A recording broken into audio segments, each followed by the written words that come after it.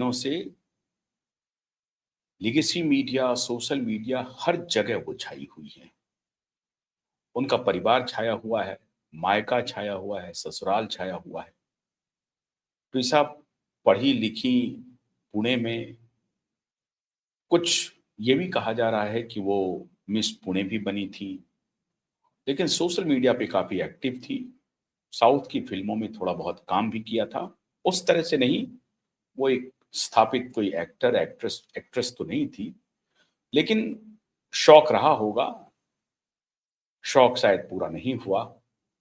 ट्विसा इस दुनिया को ही छोड़ के चली गई। चली गई या उन्हें दुनिया छोड़ने पर मजबूर किया या उन्हें किसी ने दुनिया छुड़वा दिया। ये अभी इन्वेस्टिगेशन का विषय है, इस पर हम अभी अपने तरफ से कोई राय नहीं रखेंगे। लेकिन मामला बेहद गंभीर है। मैं इस प्रकरण को नहीं उठाता, अगर इस प्रकरण में एक जज की शातिरी सामने नहीं आती, और वो भी जज कौन? स्वयं महिला जज। और महिला जज कौन? स्वयं ट्विसा की सास शातिरी कर रही हैं, वो कानूनी दांवपेच का हवाला दे रही हैं। जवाब उनके पास नहीं है, तो वो इंडिविजुअल फ्रीडम के बारे में चर्चा कर रही हैं। क्यों? क्योंकि वो डिस्ट्रिक्ट जज रही हैं, डिस्ट्रिक्ट सेशन जज रही हैं, और आज भी वो कंज्यूमर कोर्ट की चेयरपर्सन है। भोपाल में रहती हैं। ट्विसा नोएडा की रहने वाली थी। एक ऑनलाइन साइट से ही ये शादी तय हुई। समर्थ सिंह एडवोकेट हैं, ये सब जानकारी आपको है। एक एडवोकेट से उनकी शादी हुई।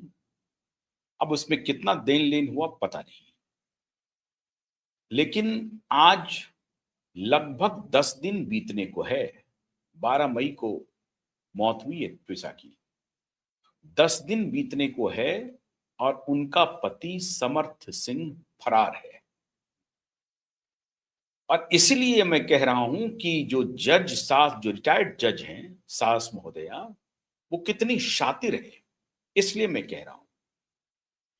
अगर वो कानून की रक्षक होती, अब तक उन्होंने कानून को किस तरह से चलाया होगा, इस बात से साबित हो रहा है।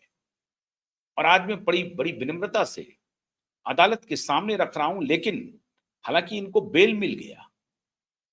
मां और बेटे, समर्थ के पिता नहीं है, इनके पति नहीं है, गिरिबाला, जज गिरिबाला देवी, गिरिबाला सिंह कह लीजिए, गिरिबाला सिंह कहते हैं लोग इनको। तो ये गिरिबाला सिंह एक विडो हैं, इनके पति नहीं हैं। पुत्र है समर्थ, जो खुद एक एडवोकेट है। अच्छे नामी संस्थान से पढ़ाई लिखाई करके वो अच्छे वकील भी हैं। हाई प्रोफाइल में उन्होंने एडवोकेसी भी किया है, समर्थ सिंह ने।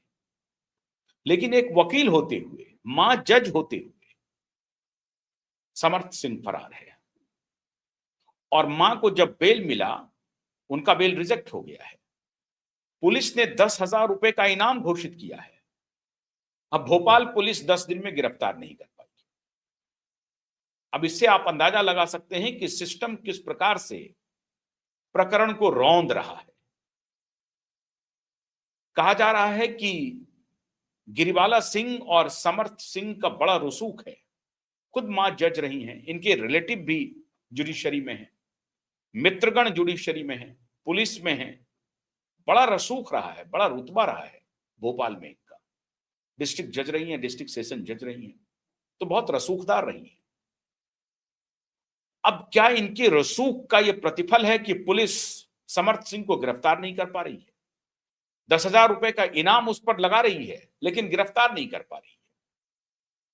क्या समर्थ सिंह मध्य प्रदेश छोड़ चुका है, किसी अन्य राज्य में है, या भारत छोड़ चुका है? और इस पर जब गिरिबाला सिंह से सवाल किया जाता है कि आपका पुत्र अगर निर्दोष है तो उसे डर किस बात का है, वो इन्वेस्टिगेशन में कोऑपरेट क्यों नहीं करता है? अगर वो जेल चला भी जाएगा तो क्या होगा? इन्वेस्टिगेशन होगी, जांच होगी।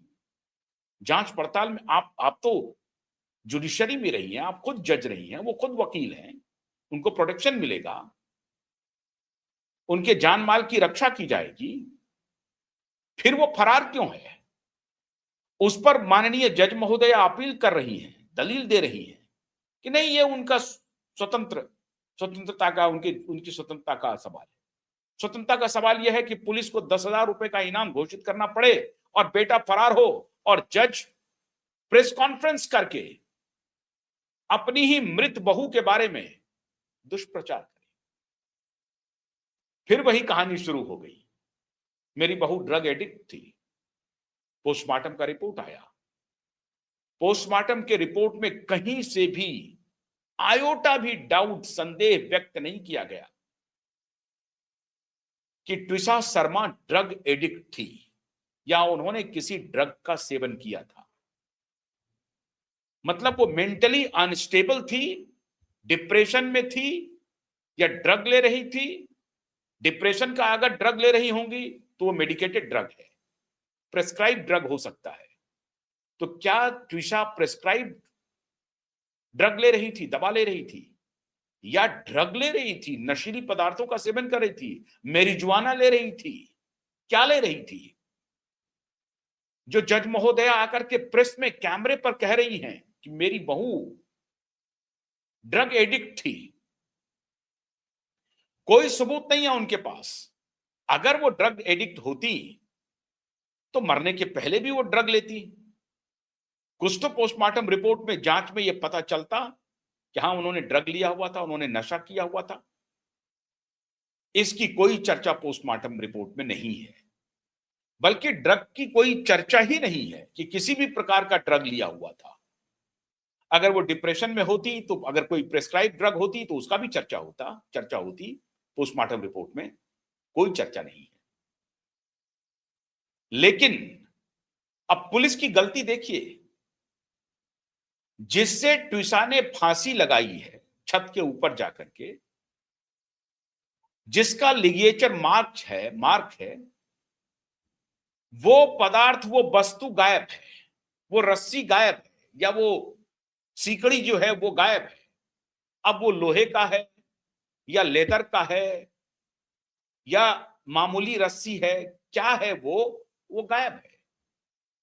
कल एसीपी जो उस जोन के हैं, उन्होंने मीडिया में आकर के बताया कि नहीं, जिस वस्तु से ट्विशा ने आत्महत्या की, फांसी लगाई है, वो प्रिजर्व करके रखा हुआ है। लेकिन पोस्टमार्टम रिपोर्ट में जब डॉक्टर ने वो वस्तु मांगा कि भैया वो रस्सी कहां है, वो चेन कहां है, वो लेदर की पट्टी कहां है, तो पता नहीं चला। इन्वेस्टिगेशन जो कर रही थी पुलिस, उसने कुछ नहीं बताया।